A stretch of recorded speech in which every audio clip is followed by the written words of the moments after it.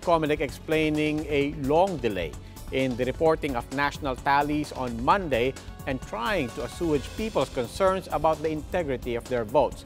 To give us an update, we have News 5 correspondent Patricia Mangune live at the Comelec Command Center at the PICC. Pat? Robbie, the National Board of Canvassers has officially begun the canvassing of votes for the senatorial candidates and the party list groups. But before that, the Comelec has also tried to explain the problems that happened yesterday. The Comelec said the problems encountered during yesterday's elections can be attributed to worn-out vote-counting machines or VCMs. It said these were the same machines used in the 2016 elections and stored at the Comelec's warehouse. About 1,000 malfunctioned yesterday, higher than the 800 from 2016. Might be some mechanical defects while in the storage and also in the transit of the SD cards. Baka naalog yung ating machines and then yung ating SD cards is parang naging maluwag and then nagkakaroon ng unsynchronized. Gagamitin pa ba namin sa pangatlong beses yung BCM? Or maglilis kami ng bago? So yun ang mga decision points namin. Or magbabundle kami this time in 2022 para yung SD cards magsisynchronize siya sa papel, magsisynchronize siya sa marking pens, magsisynchronize siya sa makina.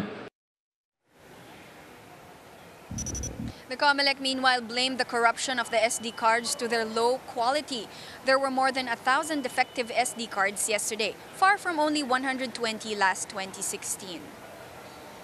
If it's the low quality of the SD card, then we will not pay the provider of the SD cards. Also, a possible cause of issues, the Comelec said, was the mismatch of the VCMs with the other election paraphernalia provided by various suppliers, such as the marking pens, ballot paper, and SD cards. In 2016, everything came from Smartmatic. The Comelec also explained the errors with the data from the transparency server in yesterday's 7-hour glitch.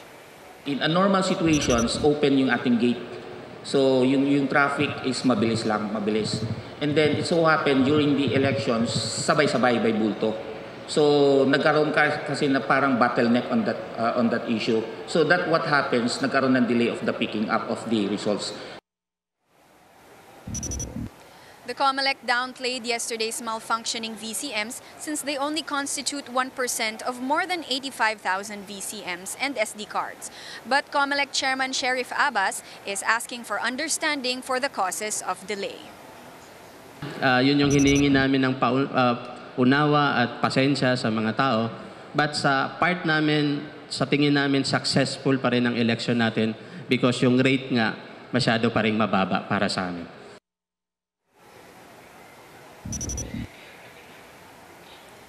Robbie, the NBOC will go through 130 certificates of canvass for the senatorial and the party list groups.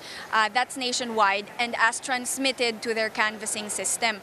But there will also be 37 additional COCs from the local absentee voting, the overseas absentee voting, and the detainees. But tonight, the NBOC targets to finish 30 COCs and will furnish a copy of the partial canvass report.